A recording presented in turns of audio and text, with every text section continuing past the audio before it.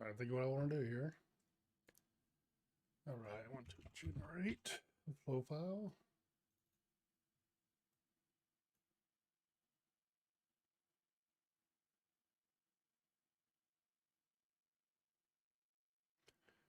And then I want to use this to populate. Okay, so text, application JSON, and I want to create some dummy data.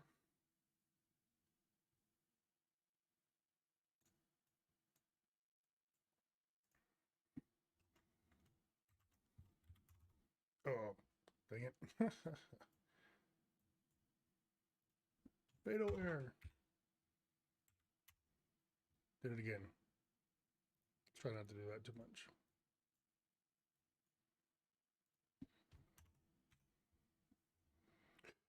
All right. I want to have a date in here. Hey, hello. Sorry, I just didn't notice you down there. Just a little impromptu stream here. Wanted to test out the stream, make sure I'm doing it correctly. And I figured, well, what better time to do it than when I'm trying to put together some test data for some other videos I want to get to this week. All right. So what I'm do right now is work on a flow where I'm going to create some dummy data that populate into a MySQL table. That way I can use it in a video later this week, or probably this weekend when I put it together. So how are you doing? Like the title says, questions, say hi, whatever. Not really a point to the video other than me to say hi and provide an opportunity to ask questions or whatever you want. All right, but I'll keep working on this unless I see questions. So I have a date format I want to use. And that's going to be this right here. So this is going to do is just generate me a current timestamp for my flow file. And then I'm going to use, just because I want to put something in a table, I'm going to put a host name. And I'm going to use, in the NiFi expression language, there's actually a host name that you can use, an expression. So that will get you the host that you're running on.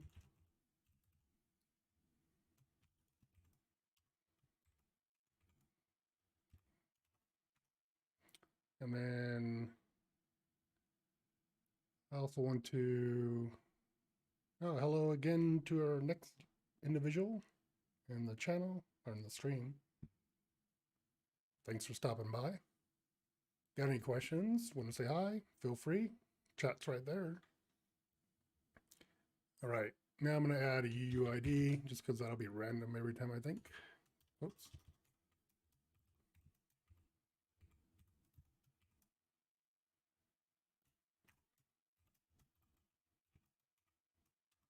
Gotta make sure I close that.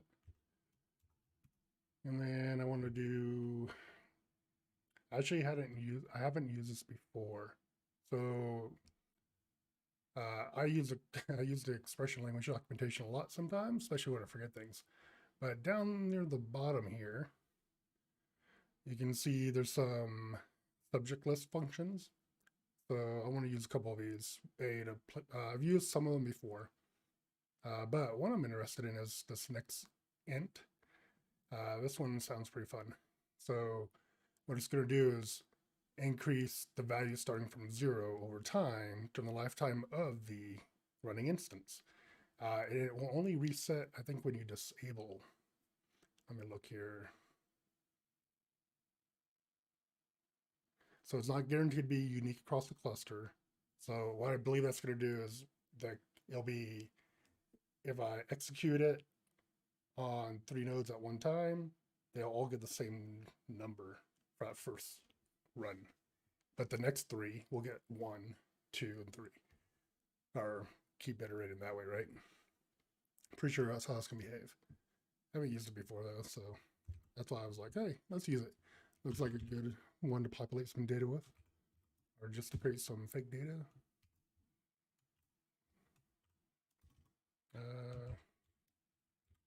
And this is next int. How's everyone been doing? Staying busy, getting things done. And I think I have one more thing I'm going to do here, which is thread.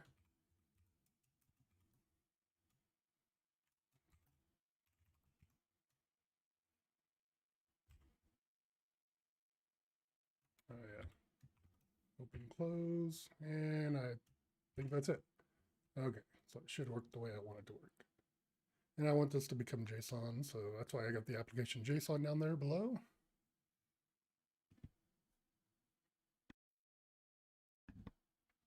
All right, so I'm gonna put this straight into my SQL.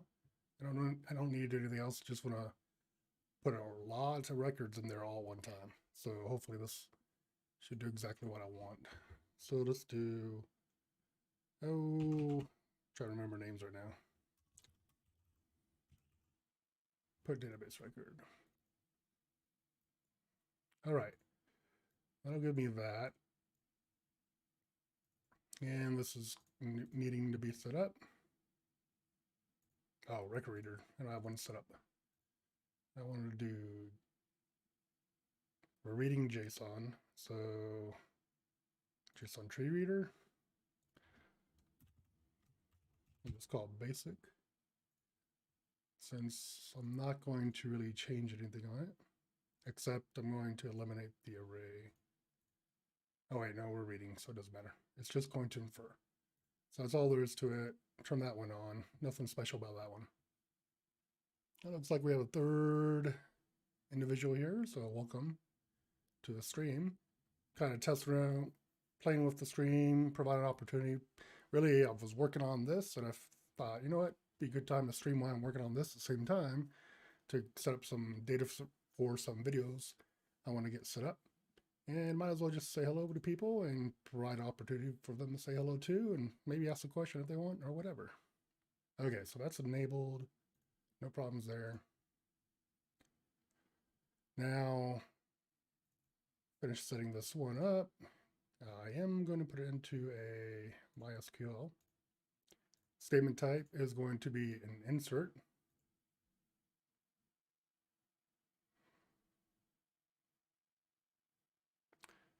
Okay, so can a string be converted to decimal value in JSON data? So the string, I'm assuming the string is already something, it's a string, it's already something like 0.123 or something like that, and you just want to convert it back over to a decimal or float. So you should be able to. I think I've done it in Jolt processors before. The other option would be when you're looking at the expression language, if the, here it is right here. This is the other way I would do it. So if you use NiFi expression language, you could do it here as well.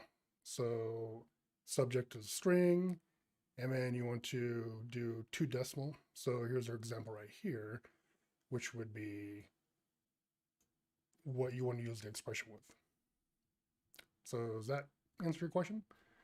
Now, when you do it this way, you just have to figure out how you want to apply it to a processor and where you want to apply it.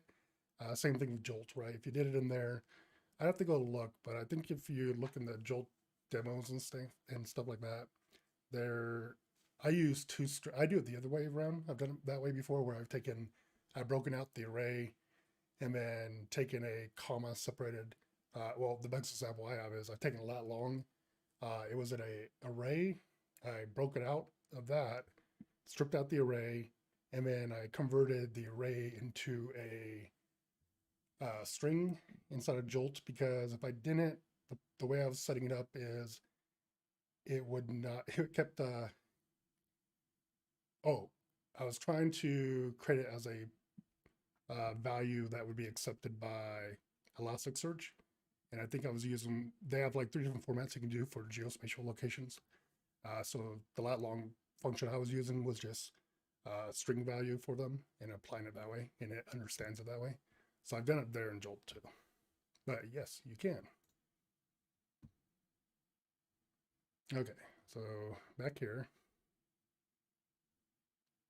Oh, really? Do you have an example of the JSON? Like a mock example of it that you want to throw it down there and just take a peek at it real quick?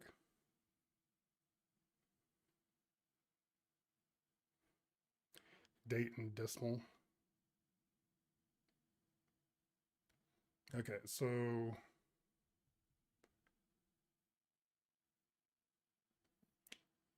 let me look on the Jolt slide real quick. I have to look it up myself again. Let's see. Jolt JSON demo. Can't remember what that site's called. Yeah, it is that.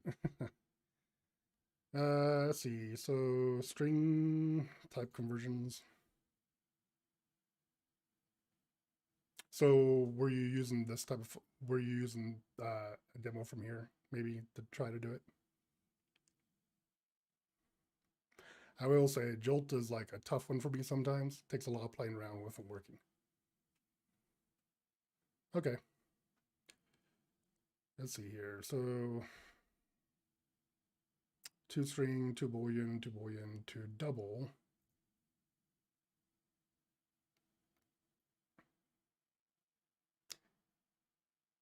Try to remember if I'd done it this way before.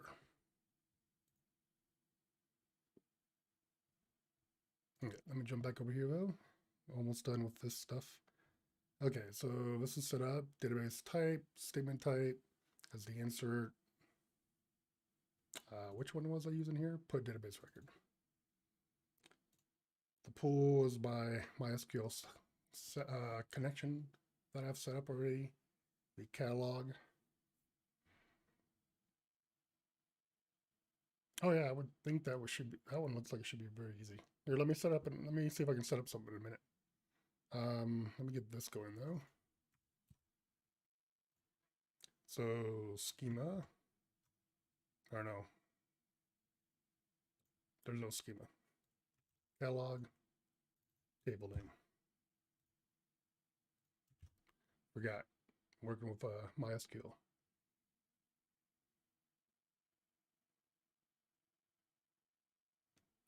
Yeah, so I haven't done dates in Jolt before, like converting them there. But you can, I'm trying to remember if I've been successful. We'll look at the processor in a minute. I think the Jolt processor lets you use expression language inside of the, but I don't know if I've been successful trying to, or if I've tried using expression language inside of the Jolt spec before to see if it actually worked, or if, how to make it work. I feel like maybe I've done it once, but it was something simple. Okay, so JSON, let's see, it's all set up correctly, it looks like. I don't see any problems just by glancing at it. It is late here, so I might miss some. Okay. Let's generate our files real quick just to make sure they...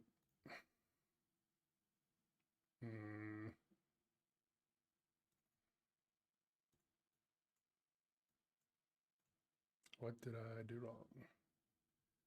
Let me check. I think I mocked this earlier. Oh, it's the same.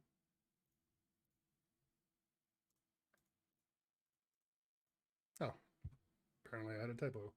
Okay, now we can make sure it's what I expected it to be. Check out the content. Oh, perfect. I should like this. Okay, so I have a date. I have a host name for my container. Remember, this is my cluster in my container. Inside Docker containers, I have UUID, I have account. Oh, okay, so is that the last one? No, that should be the first one.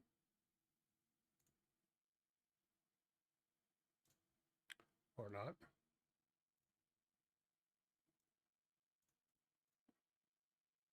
Oh, you know what? If we go to counters, is it in here? Oh, no, it's not. Kind of thought it would have been. Like I said, it's the first time I've used that expression before. Thought I'd give it a try. But what we should see is 114 on that one.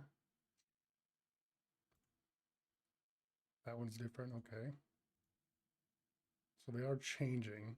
This is pretty cool though. You see the thread that it was being ran. So timer driven thread process thread 3, and we see they're actually different too. Okay, so I just need to make sure this goes into my table. Retry, we'll do failure 2. I actually meant to say yes, no to that. Not that one, this one. All right, see I messed up my table.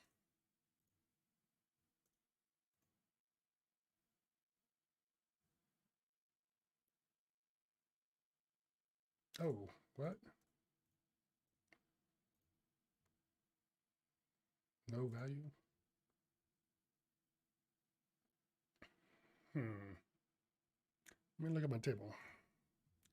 I'll jump over to it real quick. Inside of here, it looks okay to me.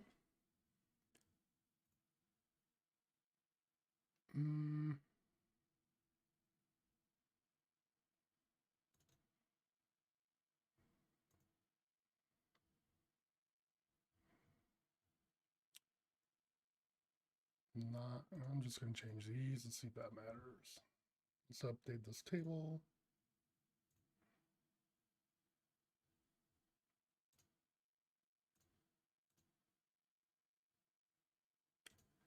And let's try this again.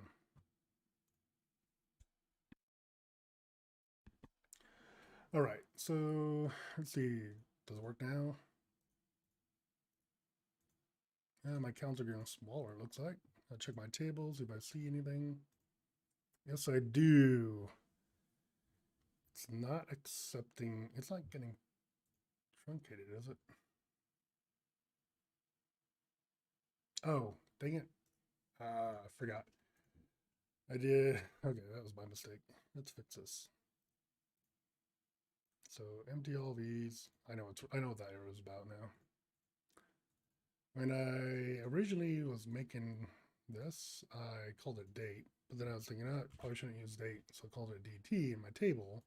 That's what the column name is, and that's why it's not going through, which makes sense. Alrighty then. So now we have that going in there. So this is on the cluster, so it means all three of the, yep, all three of them are running and doing inserts. So now we can enable this one. Let's go. Turn back on and we should be able to have things flow. And we're doing, oh, these are individual records too, because we're generating individuals here. I guess I could add a merge in there, but before I do that, let's see, let's go play around with the other thing. Okay, so a jolt. And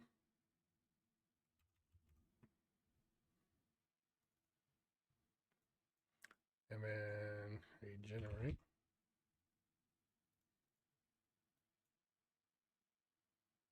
Okay, so I'm trying to think about your example you have here. So if you do it in an expression, it should be simple. So you're talking about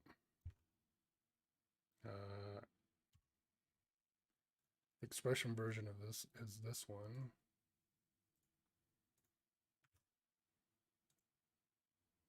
And well, I guess we could do that too. So if you had a flow file that had your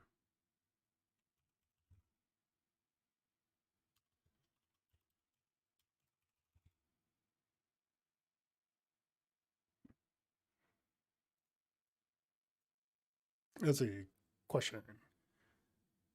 Can I please show how to deploy Nifi flow integrate with GitHub to deploy to Kubernetes?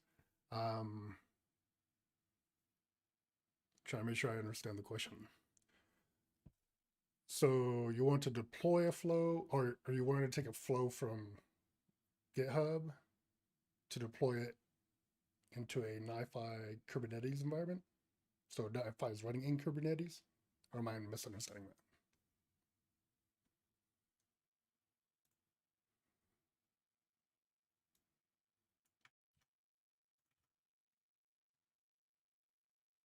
Oh, by the way, so this question about converting the string to a decimal, the other way you should be able to do it. So you should have three options. The jolt should work, I believe. I haven't done it. I think I've done it myself too. The expression language here should work. And then the third one you could do is a query record, because then you're using calcite, Apache calcite, and you're using its TSQL, right? To do a, you could probably cast it if you wanted to. Or you might have to do a regular convert. But that's another method you could probably use. At least those are the three I would try, depending on where my data came from and what format was already in. But let's see. So say this is a string, and then you have your other one, your date.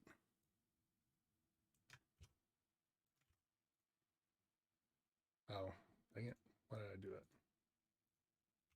You have your date.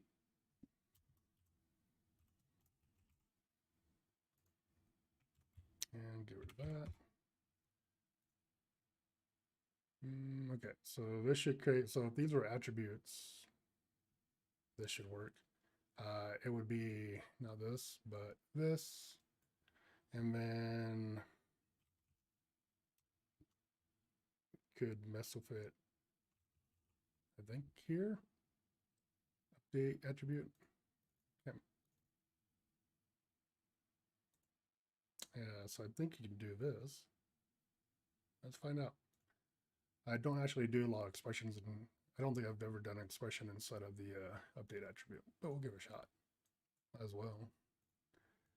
Okay, so put that there. And then, let's see, so that would be a delete.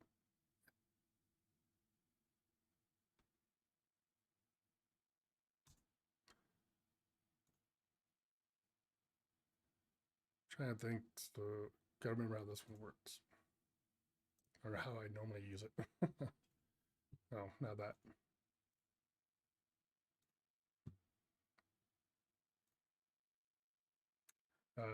I've used it to delete before. Basic usage. So the property name and then the value we want. Okay, that's one. So we made my string, that's what I called it. And we're saying if we're going to use expression language to convert that,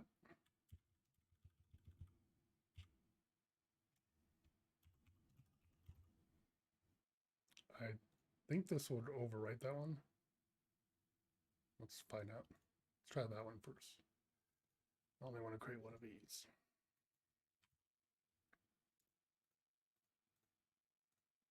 All right, so to create one example real quick, we should have our flow file, and then we need to put this someplace next. So let's do the log attribute.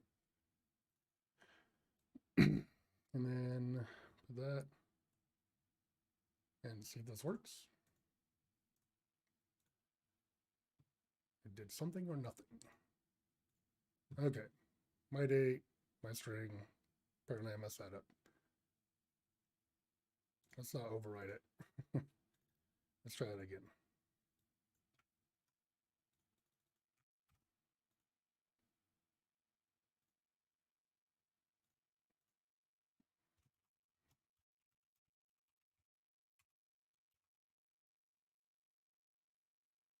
Oh, man. Maybe that's why it didn't work.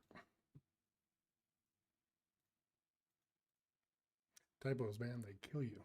Sometimes they spend too much time working on something to find out it's a typo. Let's see if that was the problem. There you go. Oh, wait. That's actually technically... let's try this. That's actually probably not what we wanted. think about it, because I think those are always strings until you do something with them. Let's say attribute. Think about what I want. Attribute to JSON. I don't think it matters here.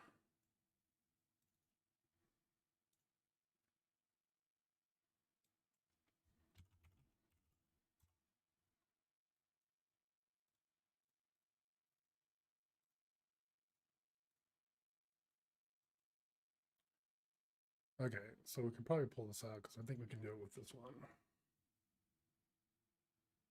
Make sure that's what it was. Regular expression. Expression language. Not expression. So this one.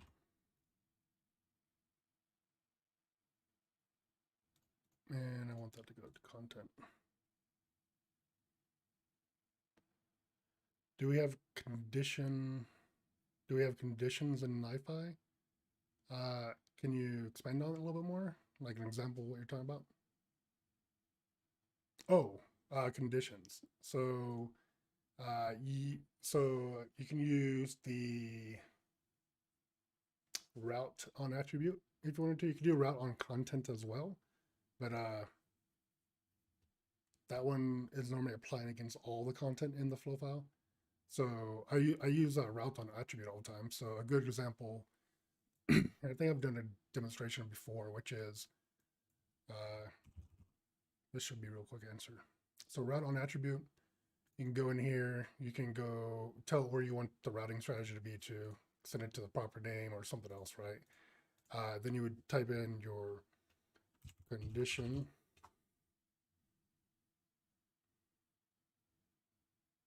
Like if, let's see, like if data is already there in the database and have updated like we can do.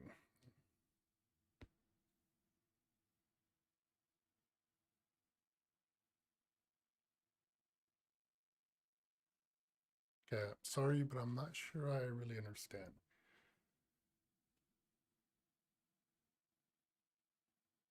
But here's an example of a way to use a condition.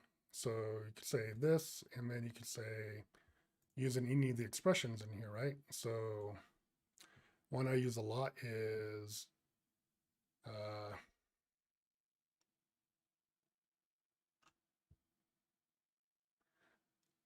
lot of time I use not and equals together. So I'll do like not equals, and the reason is because when you use, so you would put the expression, you would create a property, put the expression in there to evaluate against a attribute, and then as so like in this case, right? So we have this one floating in here. So I could say when this one is generated, I could take this one in, send it back out someplace. And what I could do in here is say not equal to, right? So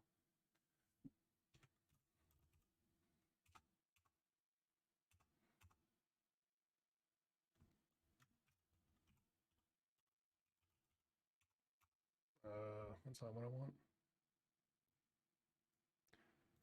Equals. Okay, so under equals, you have your example here. So file name equals this specifically, right? So you could do the same thing. If I want to say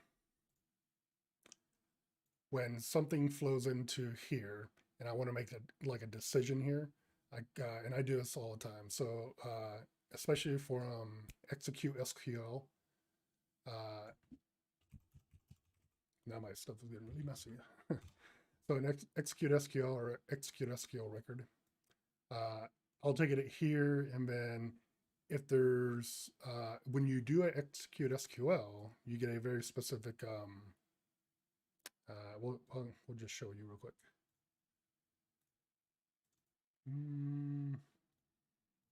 Because it's a quick query.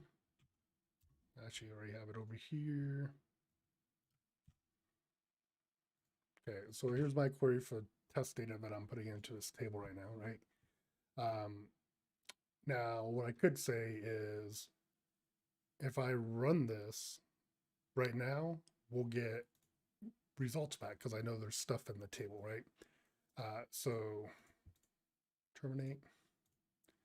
There we go. I think that's all that needs to be done. Let's make sure we don't do too many of these. Okay, so there's my query. Now, there's plenty of times where I'm doing like not necessarily the execute SQL one, but there's the other one, the table one. So if I have a table that I'm trying to get changed data captures on, I'll be using something like SQL, and it would be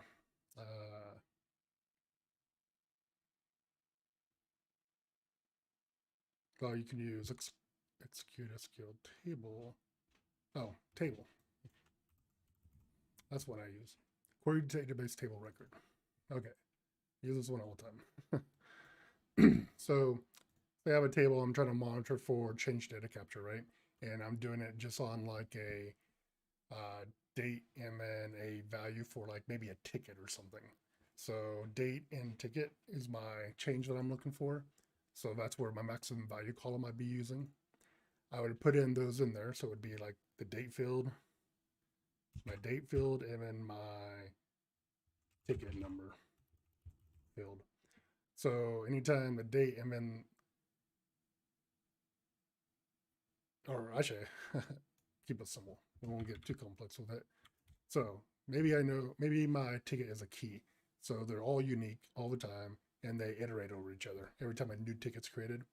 So I'm just looking for new tickets in the table. And by using the maximum value column, what it's going to do is remember the last query that it did and remember the range that it did the query for, right? So where it last left off. So now I can go ahead and set this up. I would add my custom query if I wanted it to be custom, put my writer in there for how I want to output the data, probably JSON or something like that. And then I would run that. Now, when you run that, you get what you get over here. So we'll look at this flow file. We'll look at the attributes on it that are automatically created. And one of them is called execute row count. And yeah, so execute SQL row count. So I only got 1,000 responses back in this one. So there's times where you use like say this execute SQL one. I don't remember if this one does the same thing. I don't think it does. But this one, if you execute the query, if it gets 0 results back, it will return a flow file that just has an array. So 2 square brackets, right? Closed and open, and then nothing else in there. And it's kind of annoying because there's no option in here, at least I've never seen one, that says don't return empties, which is funny because I don't know if this one does it.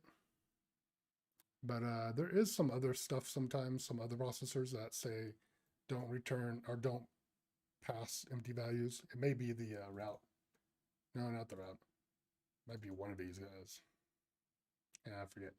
But there is that in there, but it's never in the SQL one for some reason. So it will pass through a empty flow file, which isn't necessarily bad because it'll go to the next processor and just won't do anything, right? It will fail or it will error out. And because I don't want to see that error, I create a condition for its next one. So I just put this guy right under it and I say, okay, well, route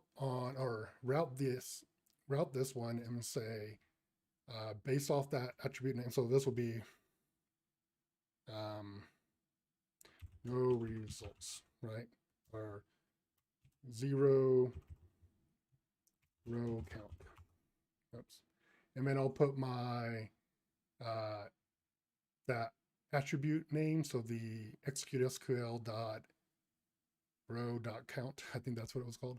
I'll put that in here and then I'll do the expression for not or equals 0, right? So if it equals 0, then I'm tossing those out. And all I do in here is terminate that one, that relationship that I just created for that one.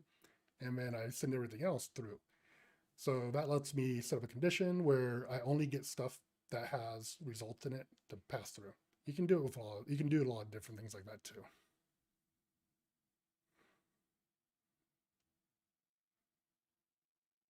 let's see. So how to change the column data from one table to another table.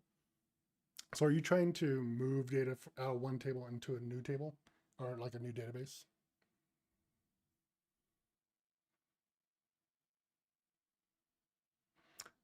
And while you're doing that, let me get back on track to that other question. Okay, so we were looking at messing with the change, right? So did I make a new one? No. I think I almost lost myself here. Did I set this up? Yeah, I think so. Okay, so we just told that the route to the content, and that did not work. I set it up wrong. Okay, so if I understand correctly, Ben, what I'm thinking you're talking about is I have data in one table in a database. I want to move it over to a new database, and but maybe someone put maybe someone made maybe there's a column that's all numeric values, so integers or something like that, but it's actually the metadata for the column is actually string, right? So when you move it, you want to convert it over to integers or big int, depending on how big it is. Is that what you mean? So take it out from one database, convert the data to a different, that column of data into a different type. Then yes, you can do that. One way, couple ways actually, I can think of is when you're setting up your process to extract data from one database to another one, or even one table to a new table, you would have something like,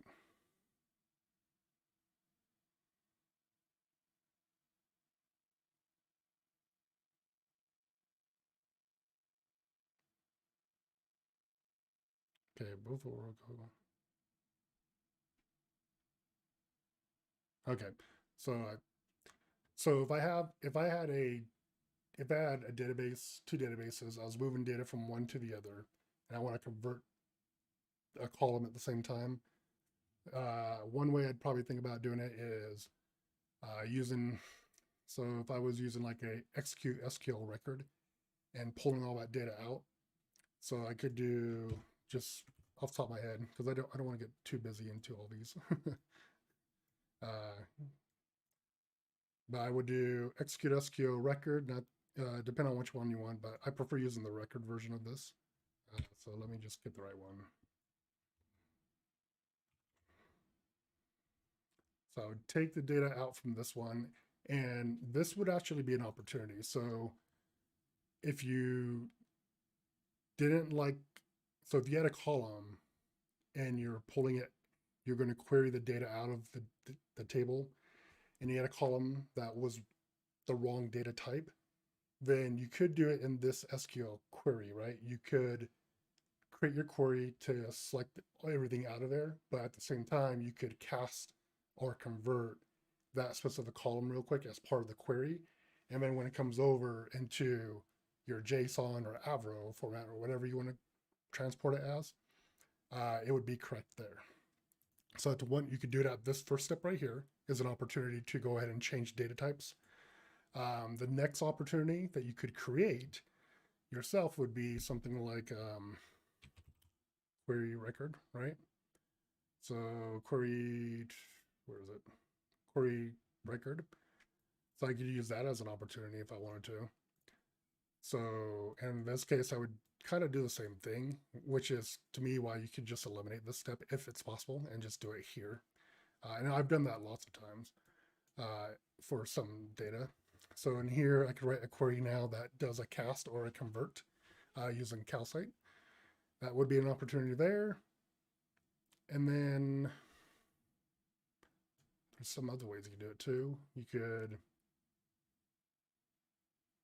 you could do it in schema, depending on what you're trying to do. But you could, instead, you could skip this part and just go straight to the put database that I'm using over here, put database record. So put database record has a reader that you're using.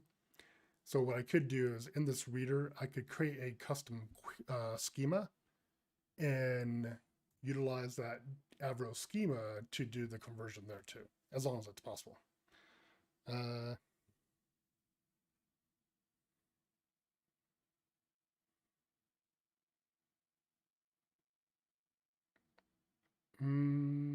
Okay, so the quick question on the Python script, you want to run a Python script, but I'm unable to do it. Can you suggest? I haven't done a video on doing that, but there are some good examples I've seen of others setting up some like blog posts and stuff.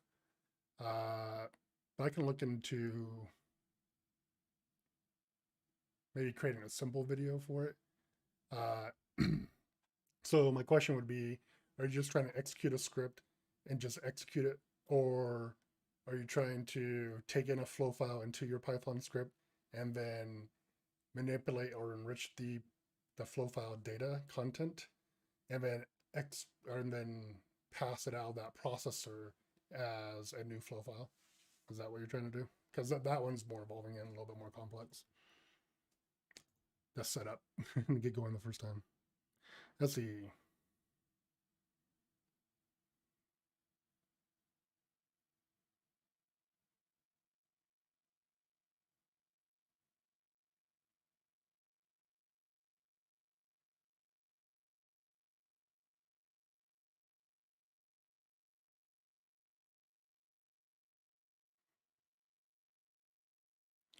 Okay, so you should. So the other question about the database, moving the data from the Oracle database to another database.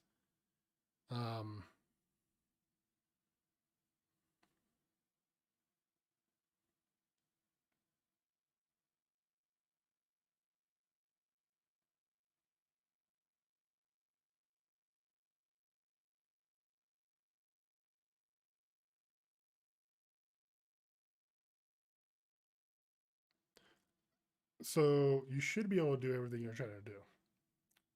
Whether it's taking the data out, whether it's taking the data out of a database, and it sounds like you could have a different data model for the new table that you're trying to put data into, maybe.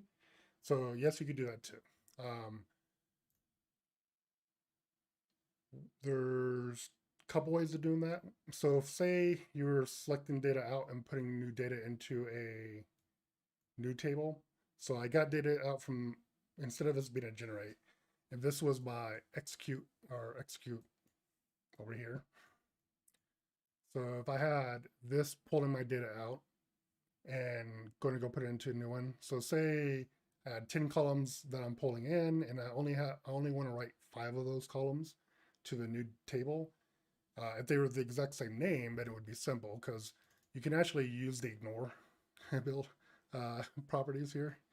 So if they were the same column names from one table to the other, but you didn't need all the same data to be written to it, you could say anytime it finds unmatched, instead of felling on it, you just ignore those. But honestly, you would just not, in here, you just would not select those as part of your query, right?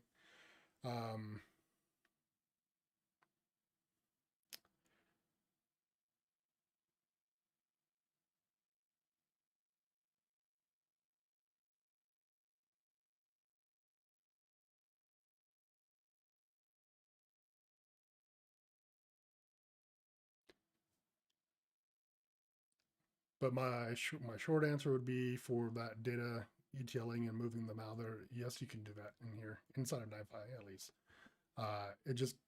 You just build it the way you want. I made a mess here, didn't I? Trying to make things clean and made a mess instead. You can easily, so you could split the data up if you wanted to.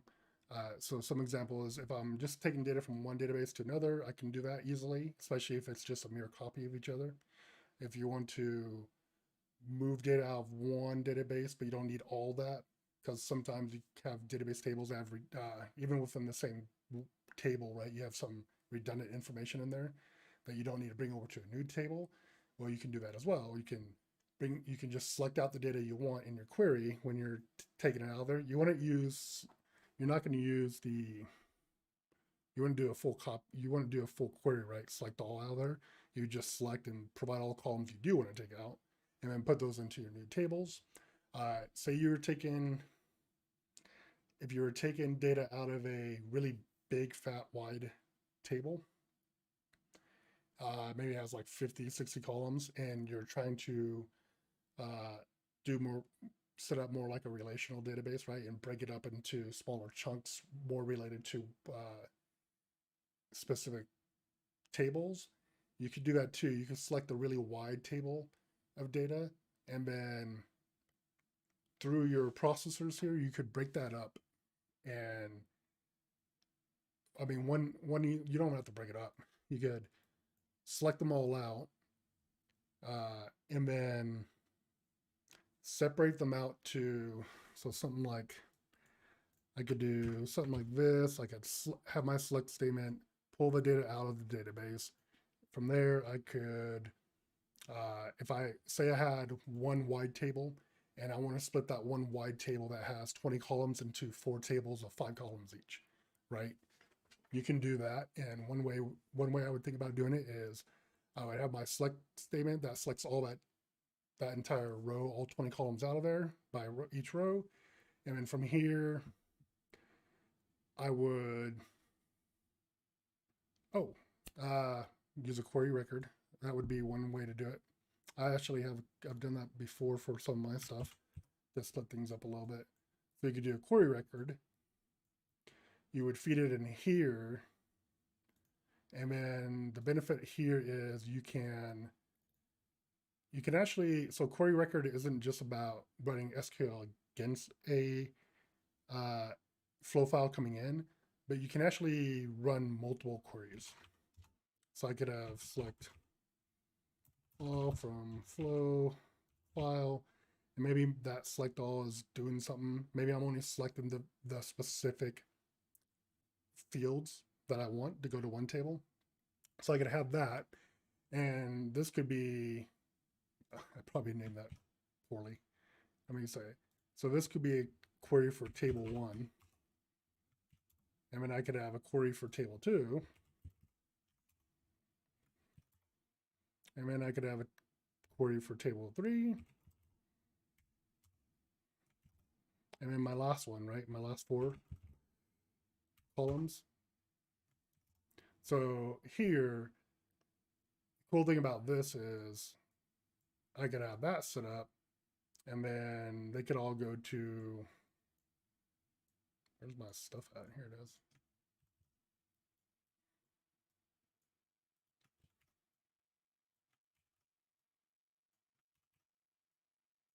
And there you go. So now I can have query 1 or table 1 data, table 2 data, table 3 data, and table 4 data. And now I'm happy because I have a whole entire mess coming in. I break them up, and then now I'm splitting them off into their own little tables, something like that. Hopefully that was helpful, or that provides some thought on how you could do it. And you don't have to be this messy about it. Well, I mean, this isn't necessarily messy, but you could get really elaborate with this too, right? I mean, I could have a update. I could actually do this with one put database record. And the way I could do it is in here. Well, actually, it'd be a couple more steps. But you can use expression language for your table name. If the catalog's the same for all of them. So this could be the expression. You could have an attribute on every flow file. That's the table name. And then every time they flow into here, all 4 of these could go to the same one, as long as they all had an attribute telling that was for that table name, right? I actually have a couple that do it myself. That way I can cut down on the flow and make it more compact. But you would have to have an extra step in there for, as these flow out, you would have to have a step in there to update an attribute or add a new attribute for your table name, which it's not too bad, especially because it gets you one processor that does all that. for the inserts. This is getting so messy. You know, all I was trying to do is create some dummy data for myself. This is still running though, so that's good. Let me see how many we have in there. See if it's enough to do my example in a video later. Only 251,000. And you know why? Because we're not merging this stuff. So let's fix that real quick and make it run faster. Okay, I'm not going to be too much longer because I have to get some sleep before I go back to work. But I don't know. Do we kind of like, does the stream idea seem good? Like maybe once a month or something like that? Sometime to chat, throw some questions out there. I don't want to necessarily get involved into like really deep in the weeds for some of these questions, but questions that are pretty simple or that we can at least think about and provide suggestions. Those are always helpful. Hell, even I get stuck on stuff sometimes, and I'm having to try to figure out my stuff. Let's see, did I miss? Oh yeah, let me go back to that one. I don't know if you're still on here because I can't see a list. Everyone's here. Oh, there we go. Nope, just 2 now. Okay. Or 4 looks like. So let's see. Let's go back to what I was going to do real quick. I need more data in my table. I have to think about that. I don't mind doing this like once a week or something. This last 2 weeks have been really busy though. I've had a lot of work I had to do. So it's been hard to get a video out. But I had some time today to at least work on getting the data set up so I could do my next video. Let's see. I want to do a merge real quick. Because I want to write a lot more data much faster. And this is probably the best way I can think of. Put that there and that there. The merge, we get rid of the rest of those relationships. I don't need those. And scheduling's fine. Oh, I don't have a writer yet. Let's create a generic writer for JSON.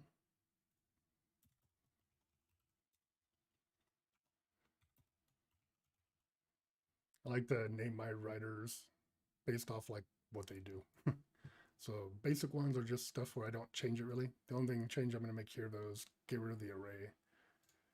So it doesn't write as array, it writes as one-liner. Turn that one on. Okay, so I should be ready. Don't think there's anything else I need to do. Done. 10 at a time. I think this should be fast enough. Let's test it out.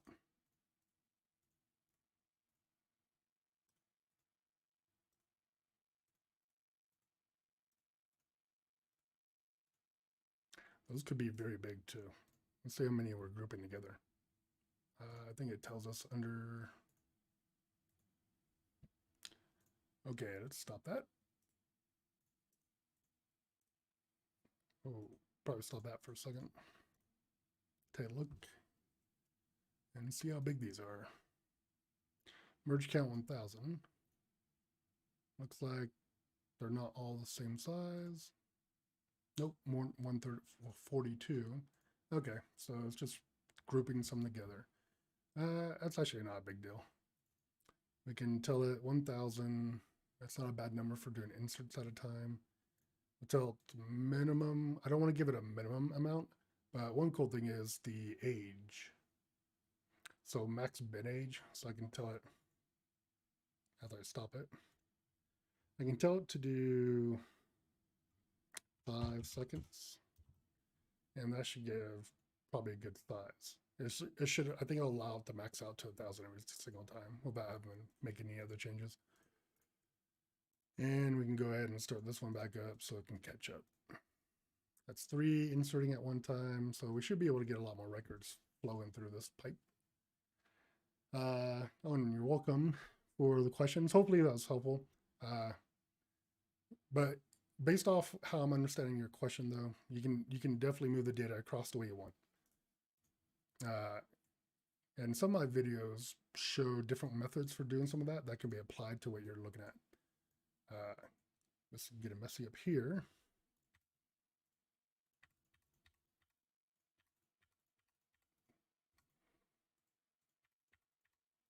All right. And then looks like the individual who asked the other question about, well, yes, you can convert your string into a decimal. The date one, it really just depends on where you're going to do it at. I haven't done it inside of a jolt before, and I don't know if you actually can here. But where I would do it, oh, you know what? This would have been a good answer for that. So for converting stuff over from string to decimal, float, date, a real good way to do that too is really when you, like I was talking before, right? At the moment you go to put database record here, at the moment you go to do this, using this record reader is great because you can go over here and when you take a look at it, you can, instead of inferring the schema, I would say use a schema, the name or whatever you want, and then go and create your own schema using the Avro schema registry.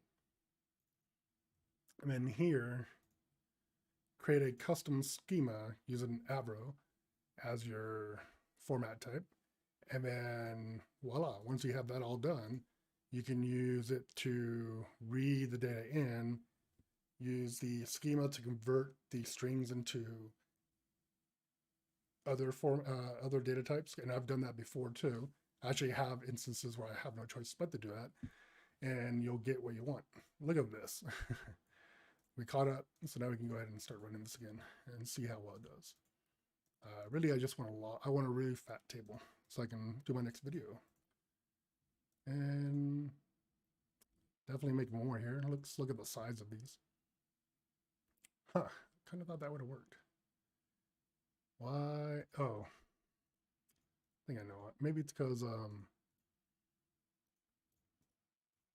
these are being split across every server, every node. And there's no load balancing going on either. Although load balancing might not help it. Actually, this is only one processor running it, I think.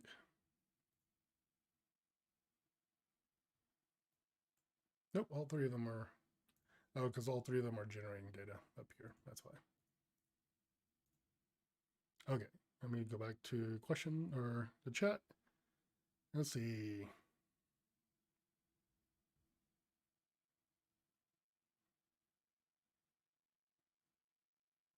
Okay. I've had some individuals asking for the Python, or not necessarily Python, but like creating custom processors. And that one will be a while because I actually haven't made a custom processor myself. So I got to look into that one. I've looked into it before and it's a little better work. But doing custom scripts, so I'm guessing you're assuming, or you're talking about the script, execute script. And you want to use Python as yours, and then you want to populate, you want to use a file or a script body, right? Let me look at getting that one together. And I'll just base off something simple and see what I can do. Let's see, let me go back to, I missed one of your comments.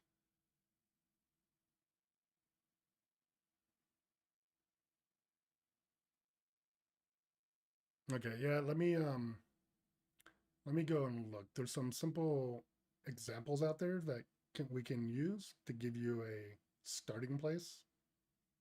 So I'll definitely look at that.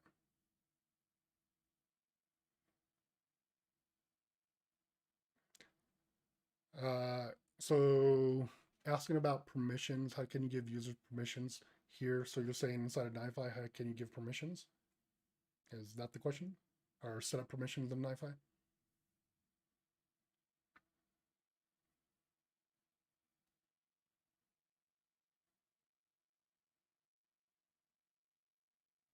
So I'll cover it in Nifi, and if I'm wrong,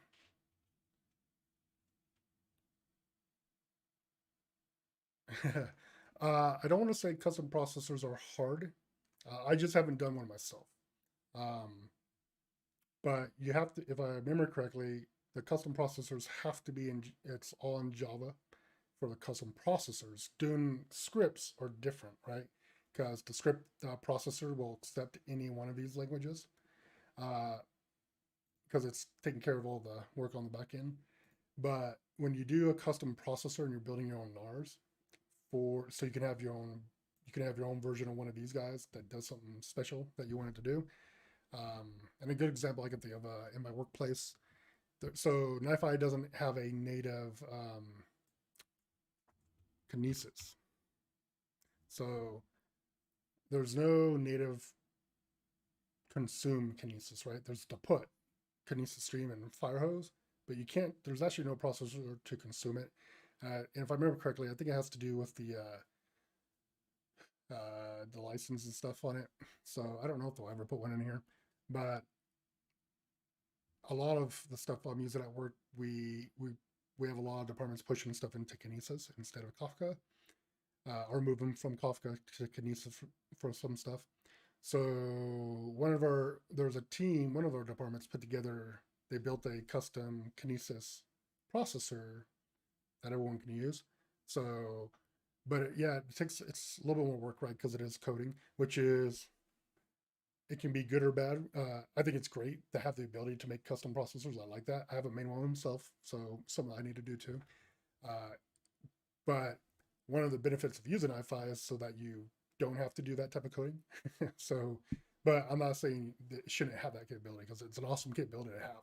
I mean, really, if there isn't a processor that does what you want and you have someone who can code a new processor or make a new one, then that's kind of cool. But yeah, they're a little involving. I've read through the instructions before on doing them. I just have to do it and see how difficult it is for me, especially because I don't do a lot of coding. I try to here and there. All right, so back to the other question. Excuse me. Starting to get tired. Okay.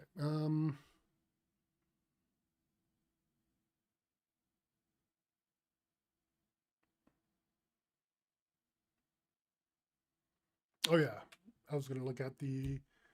Okay, so if you have multiple team members trying to access Nifi, first of all, Nifi accepts multiple ways of doing security. You can do cert-based. You can set up access to Nifi through certs, through web browser certs, and I've done that before. It's kind of a tedious way to do it, but it can be done. Another way of doing it is SSO, and that's what I use at work. I just use our SSO, and I set up Nifi to use SSO.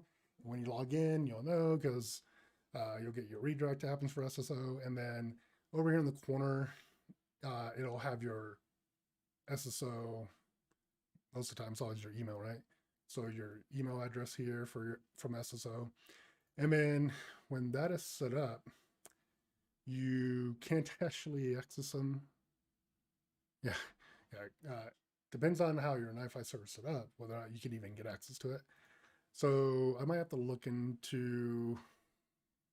I've thought about it. It's just a little bit of work to get one set up. I could do it using certs though. So I'll get a video. I'll work on making a video for setting up cert-based access, and then from there, because it's basically the same. Once you have security enabled and SSL enabled, then it's basically the same after that. It's set up policies and set up users and set up groups if you want to. Policies let you control every little aspect of Nifi basically for what individuals or groups can access parts of it. Next question, or what else is there?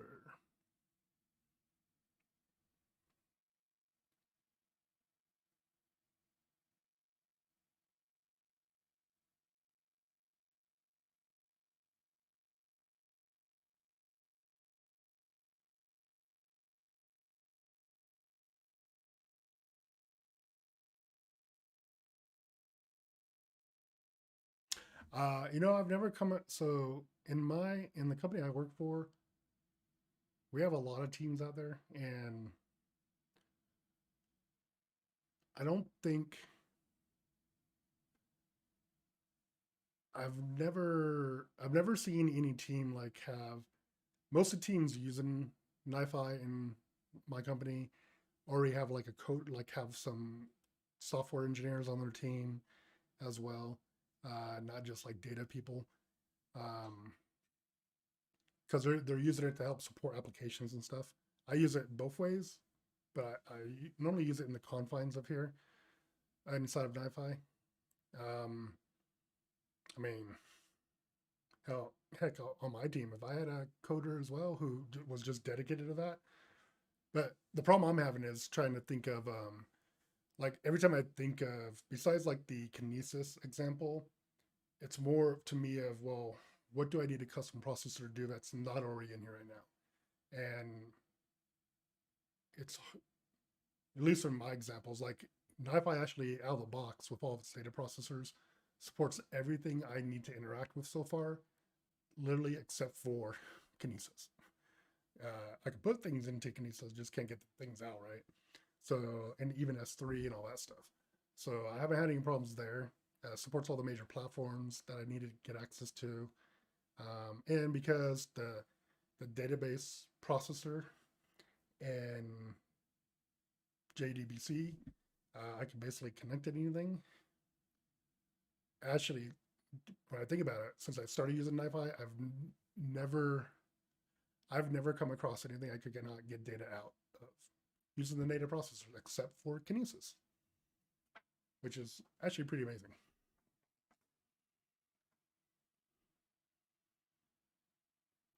Yes, I'll write it down right now, wherever my notepad went.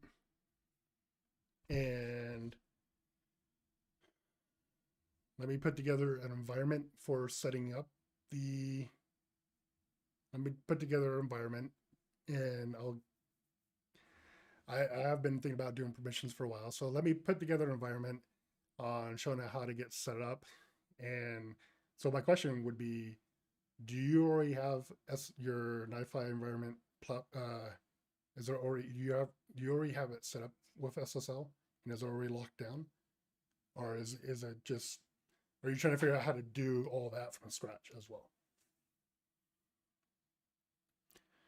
Because if so, I'm thinking the best video that's probably the most informative is how to set it up from scratch, from a brand new Nifi server to setting up, getting the security turned on. I'm just going to do it for probably the cert based one, and then once that's done, setting up permissions inside of it. So I can do video on that. Might take a week or two. Might take a couple weeks to. Once I get the environment set up, it normally goes pretty quickly from there. Matter of fact, I might be able to do it all inside of a Docker container. I'll try that first. I just do a generic Docker container for Ubuntu or CentOS. Okay, yeah, so I'll just get a basic Nifi set up and then walk through a single node Nifi, configuring it for SSL and then cert. There's some very helpful tools. I haven't covered, I've never talked about the Nifi tool kit. Nifi toolkit, right? I think that's the correct name. I use it for, it allows you to set up the cert stuff really easily. It has a nice little function for that. And then, so I'll cover a little bit of that. I won't cover all of it because I don't use every part of it. But I'll cover the setting up permission and security part for it. So I'll try to get a video out in another week or two, might be 2 weeks. So I will get to that one. No one's asked for it yet. You're the first one to ask for permission stuff, so but it's one I've been thinking about a lot. As a pretty good video that I think would be helpful. But I can't show examples of every single way you can secure Nifi. But that one I can do. I've done one too myself, so it's pretty easy. Okay, so this looks like it's ready. Let me just check this. So like 5 minutes, maybe 10 more minutes, and then I think the stream will be over because I need to get some rest too. Want to see if this works. Oh wow, that swallowed that up in a heartbeat. Should probably turn it back on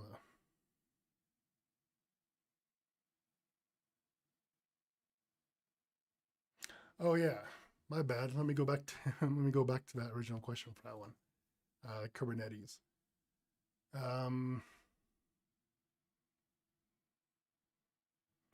Where was it?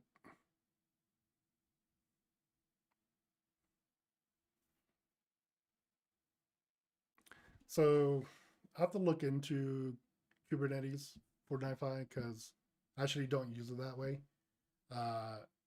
Right now, the way I use it is I've used it two different ways. I've used it in Docker containers, just pure Docker, not with Kubernetes. And then I've done it through just standing up standalone servers. And that's what I mostly have right now is just standalone servers. And I just add new servers every time I need one. Just because I have some scripts that just get the server running up and going for me. And then I just did the manual parts after that. But I don't have really a lot of any experience like in trying to make Kubernetes containers auto start when you need more resources for Nifi or something like that. Like if you're trying to stand up 5 more nodes all of a sudden, I haven't done that.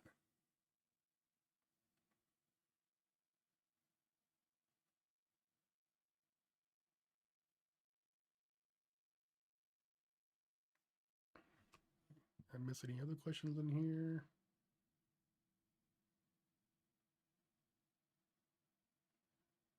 I like Godzilla more.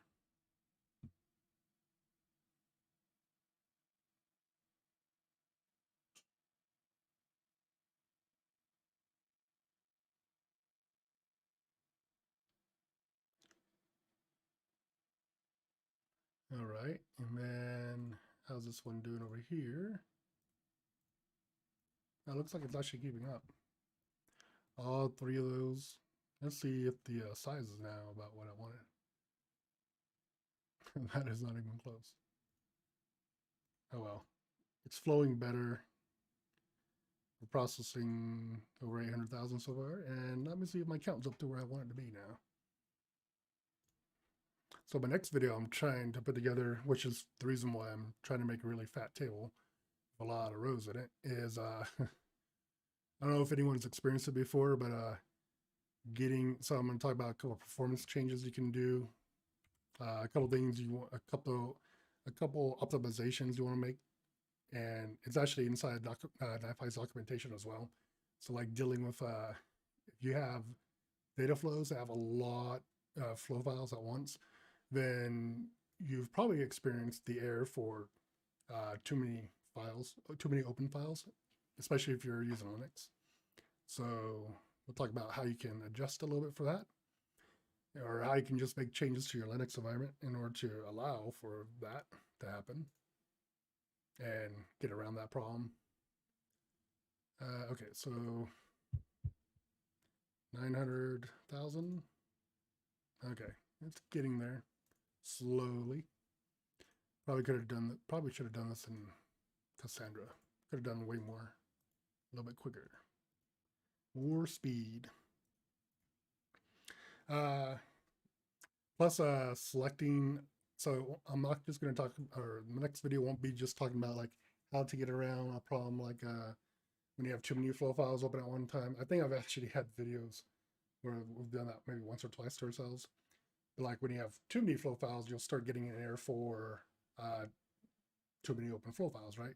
Or too many open files. And it's talking about the Linux environment, the actual OS. So we'll cover that and how you can make changes to your environment to solve for that. And then some really cool things I've been trying to figure out, which is managing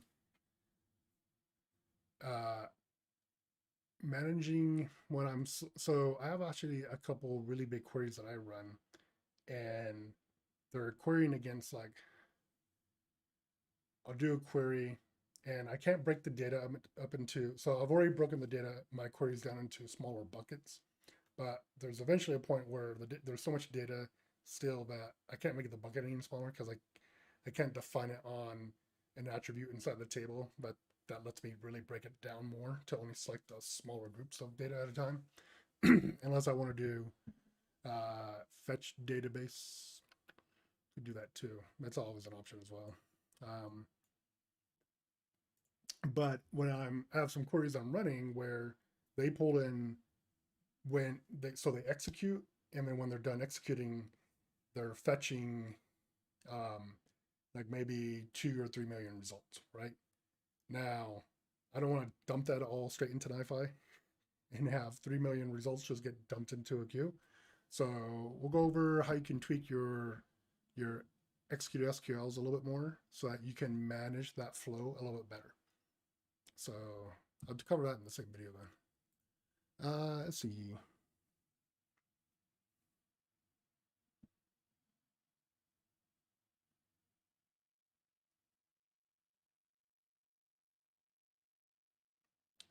So are you asking how well is NiFi affect or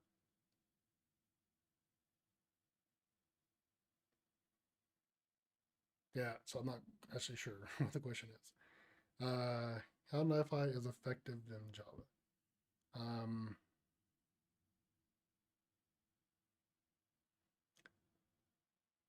So are you asking like, does it perform well in Java?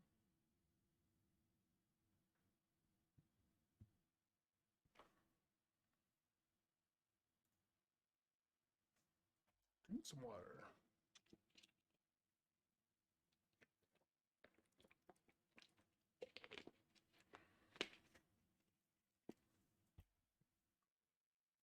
Okay, so I got some questions before I end up wrapping this one up though. So is setting up some type of stream idea like this, maybe once a month or something like that, pretty good idea? We like this type of thing. Gives people a chance to throw some questions out there, ask some questions that we can get answered quickly. Something like that. I feel like it probably is.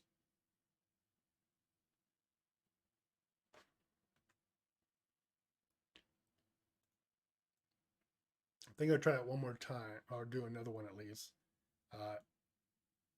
during a better time of the day to get a different group of individuals. Because this channel definitely has people across every single time zone. I find Java works really well, or NiFi works really well inside of Java. I mean, sometimes some errors can be annoying to try to figure out, but really, as long as if I have to look at the stack for the error by just changing NiFi's login to debug, that normally helps you solve it real quick. I can't tell you enough. One of the most important things I always look at is just having access to the NiFi app log so that you can see, because just leaving it in regular, I think it's in info all the time, or warn. I forget which one is default. It might be warn. But that by itself is enough every time you get an error normally, anytime your bulletin errors pop up on the corner of your processor. Besides going to bulletin, the bulletin board, and reading the error here, which is I think it's always exactly the same thing you see in the log. And honestly, all the errors that you see in the corner here when you hover over them, those are the same thing that the log normally shows.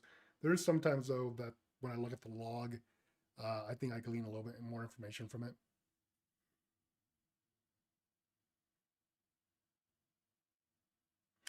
How many connections? So when NiFi is connected to databases, how many connections is occupied to fetch the data? It depends on how you set up the connector. So you actually get control over that. Let's go ahead and look at that. We'll go to our MySQL one because we're actually using that one right now.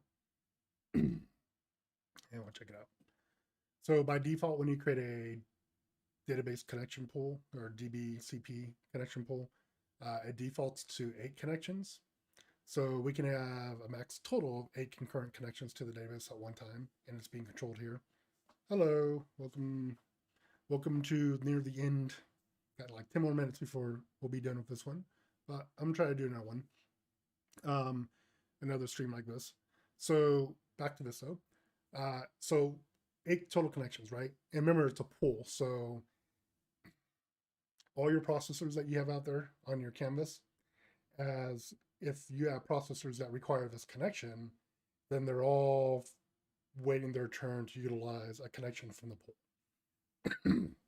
So they're all getting their connections leased out to them, and when they're done, some they get turned back in to the pool. So you can definitely increase this one a lot more. I've done it myself. I don't know if I've ever gotten to a point where I had inconsistent like stability issues connecting to a database. I mean, I think I have for my MS SQL server, I think I have my max total connection set to 50. But MS SQL will accept way more. I think it accepts up to like 80, 90,000 by default. I can't remember, but I know it's way up there, right? So you can have all those connections going. I haven't had a problem with MS SQL, MySQL. I haven't really had a problem with having too many connections open at one time. I do have points where, like, even for my MS SQL, I might actually be using all 50 connections at one time. Another good one was so when I was working with a CouchDB cluster, it uses like a dynamic range of ports, and you don't set up. So when you set up a CouchDB connection, right, you actually don't set up a. Let's see if we can look at the settings. So you're using the Couch database cluster service, and in here you're not setting up a connection. You're setting up the connection strings, right? And that's what you use to create your connection.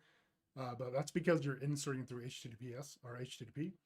So, and I think, trying to remember, Couch will can run concurrently, and I don't know if it's rated, or it depends on the cluster size. But I think you can go up to like 30,000 connections at one time. So there's that. And I've done a lot. I've tested with Couch before as well, and I've inserted a ton, and it just consumed it like crazy.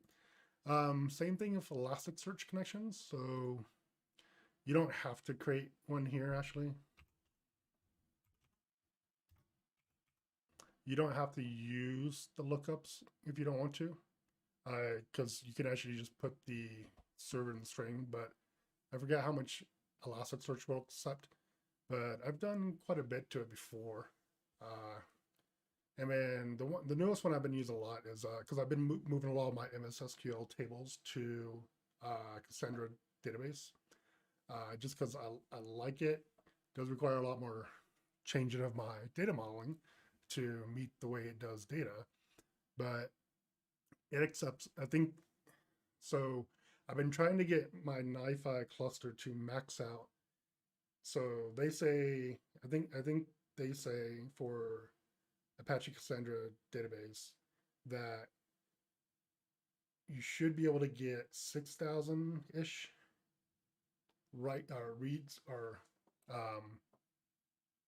requests or inserts, so read and writes into the database per second per core, right?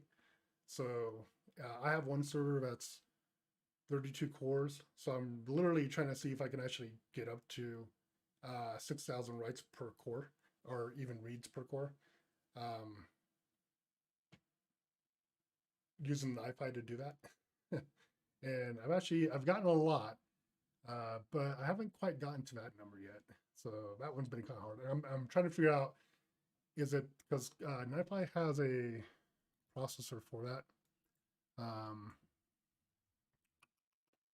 Cassandra. So there is a put Cassandra record that I've been using. Actually, I haven't tested the other one to see if there's like a performance difference between them. But you can set up your cluster. You don't set how many connections it does, but you do. So you have a batch size option down here, and I'm not sure if the way this processor's set up, if I just can't write fast enough to get to that 6,000 writes per core, or what. So I've been trying to work with that, and I don't need to necessarily get to that number. I'm trying to see if I can get to like 1 million writes per, or actually I'd be happy with like 500,000 writes per second, just because that already outperforms how quickly I was able to write to an MS SQL server table. So, and have the data be available right away. That's way better. So I've been enjoying that and trying to figure out how I can max out or tweak this better to get that performance, if I can. I don't know if it's, yeah, I don't know what's holding me back from getting there, but it's been fun trying to figure out. Okay.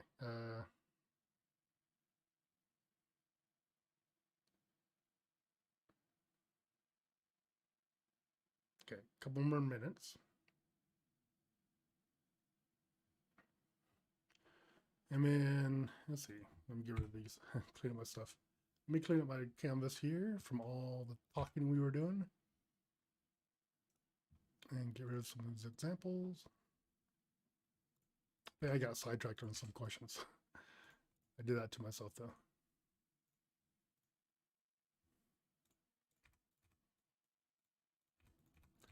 And then erase this one or get rid of that one. Oh, stop. Hello and welcome to the last couple minutes of the stream. I think I'm gonna, I've already talked about, gonna try to set up another stream. I think I'm gonna, maybe one or two more. I wanna try to do one that's a little bit earlier my time. I mean, it's almost midnight here now. So I want to try to get one maybe right after work, an hour or two after work, after I get off work at least, to give some more people more opportunities to get in and ask some questions, see if it's a good idea or not. Okay, this is close to what I want. Oh, there you go. See, we jumped up from 900,000 to 3 million pretty quickly. It didn't take too much longer. Okay, it's probably enough for my video I want to make later.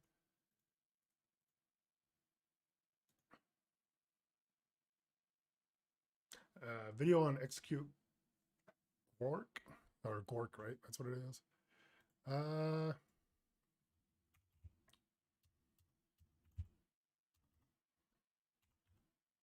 There it is. Oh, extract. Wait. Are you talking about this extract one?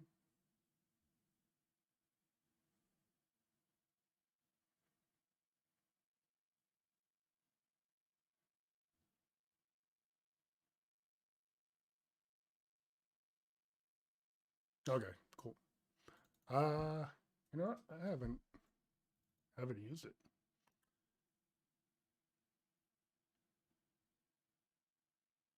Okay, cool. Yeah, let me add it to my list. I don't think it should be, I just have to look into it a little bit, because I haven't used the processor myself yet.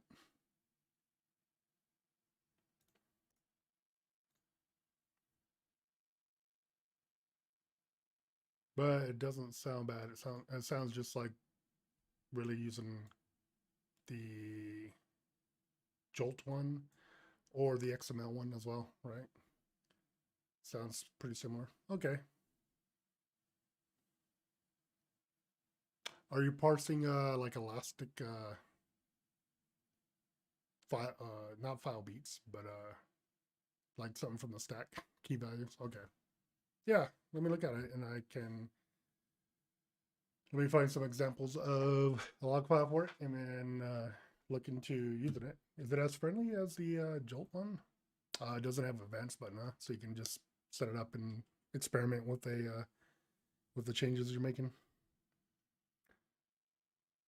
So it's probably similar then to replace text, because you can use regex in there. So you can do regex patterns and get things out that way. Probably maybe similar to that.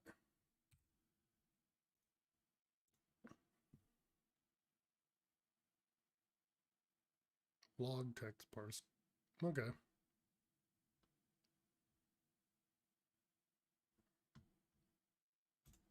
Sure, I will add it to my list. All right.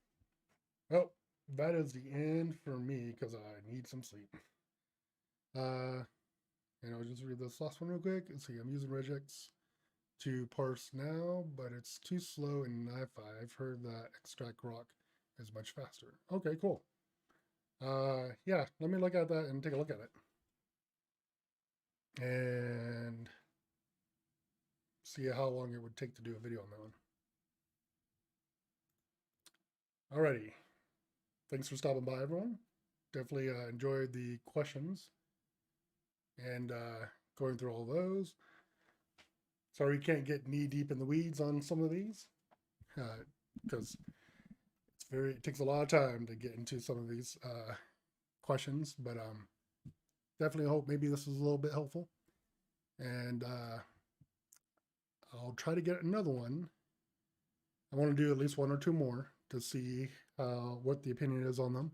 And if it's something, maybe make like a monthly thing.